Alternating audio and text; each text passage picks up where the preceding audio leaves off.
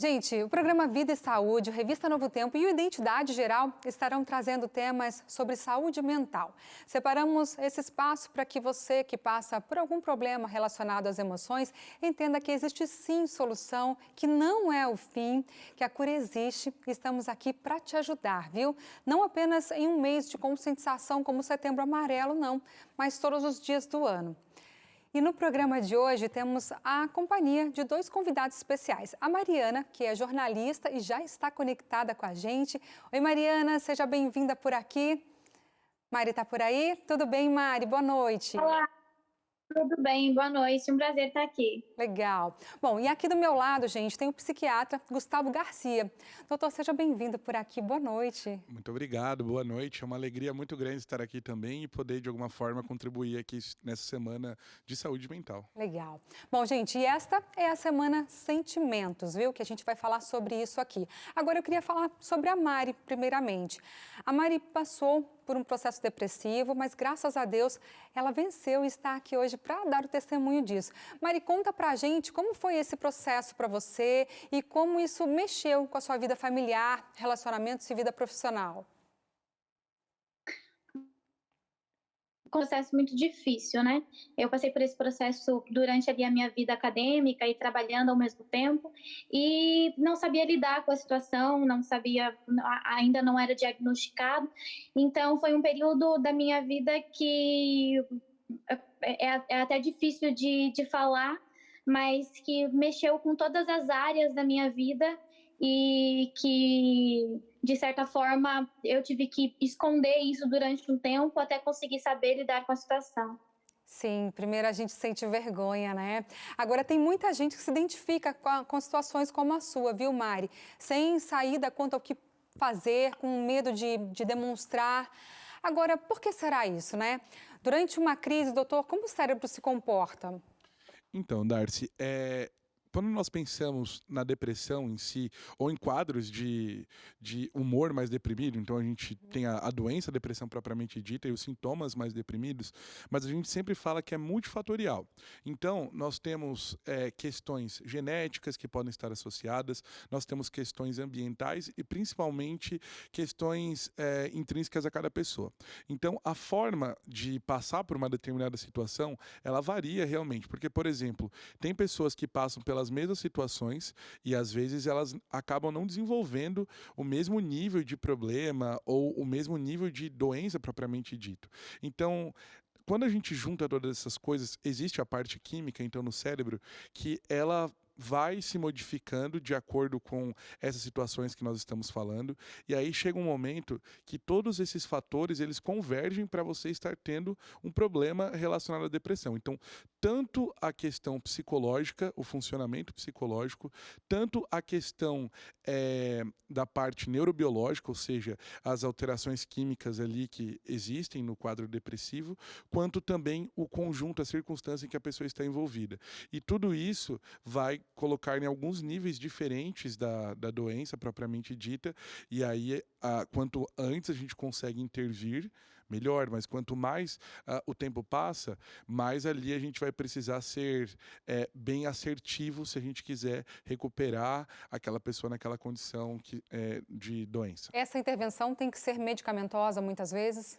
A intervenção medicamentosa, ela não é necessariamente obrigatória para todos os pacientes, mas normalmente, isso aí até como nós estamos amparados cientificamente, a partir de um quadro depressivo, a gente escalou, né, aqui não cabe a gente colocar, mas a gente coloca num quadro leve, moderado, grave.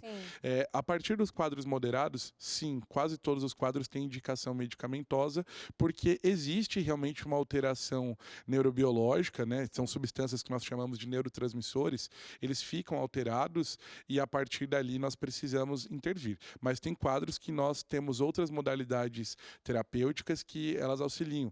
Então, basicamente, todas as situações de depressão, sempre a primeira via mais importante é estar tendo acompanhamento com o psicólogo, mas a partir dali o psicólogo também ele é um profissional gabaritado para orientar se existe a necessidade de estar passando com o psiquiatra para poder ver essa questão da medicação. Certo. Agora, Mari, o que te ajudou assim a sair da depressão? Fala pra gente. A primeira coisa foi aceitar, foi realmente aceitar que eu estava com um quadro depressivo, né, que eu estava deprimida. A aceitação foi o primeiro passo. E depois resistir também, eu sempre resisti a tomar ansiolíticos, a buscar um profissional. E a partir do momento que eu busquei um profissional, que eu percebi que aquilo estava mexendo não só na minha parte emocional, né, como o doutor disse aí, estava também já mexendo, né, eu acabei desenvolvendo uma epilepsia por conta desse quadro depressivo e por resistir muito tempo a um tratamento. Então, depois que eu procurei um tratamento, com apoio de muitas pessoas que estavam do meu lado, apoio de amigos, de colegas da faculdade, de colegas no ambiente de trabalho, entender e tirar a vergonha e mostrar que eu tinha aquele problema e precisava resolver, foi primordial para que eu pudesse avançar e que eu possa hoje ter uma vida assim, uma qualidade de vida melhor e sem isso atrapalhando, né, sem essa doença na minha vida. Que legal, Mari. Eu gostaria de agradecer muito, viu, pela sua colaboração, pelo testemunho de alguém com uma experiência incrível aí de luta pela vida. Que Deus te abençoe muito. Como é importante também essa rede de apoio. Um beijo para você. Deus te abençoe. Amém. Obrigada. Bom, gente, e a ansiedade é um outro fator que impacta muito na saúde mental do ser humano e pode levar a pessoa a não ter uma sã consciência do que fazer no exato momento. Agora, você sabe que atitude tomar quando uma crise acontece, por exemplo? Fala pra gente, doutor, como devo agir? Então, Darcy, é interessante porque nós temos dois fatores quando nós pensamos em ansiedade. Nós podemos falar sobre uma crise aguda de ansiedade ou um estado crônico de ansiedade, tá? E lembrar só antes que a ansiedade em si, ela é um mecanismo protetivo do ser humano, então ela, teoricamente, faz parte da nossa casta de emoções. Mas quando nós pensamos, então, nessas duas situações, ou num quadro crônico ou numa crise propriamente dita, então a gente vai ter algumas medidas do que fazer decorrente de cada uma dessas situações. Então, quando nós pensamos no caso crônico, é aquilo, você vai ter que aprender a trabalhar seus pensamentos, trabalhar suas atitudes, o processo terapêutico ele é essencial, muitas vezes vai ser necessário uma intervenção medicamentosa, então esse é um processo um pouquinho mais amplo, mas que ele é muito importante. Até porque quando nós vamos, então, para as crises de ansiedade propriamente ditas, elas têm uma tendência de estarem muito aumentadas quando você já está passando por um quadro crônico de ansiedade. E aí, numa crise aguda propriamente dita, nós temos algumas medidas de respiração, nós temos algumas medidas de ambiente e nós temos também medicações que são específicas para o momento de crise,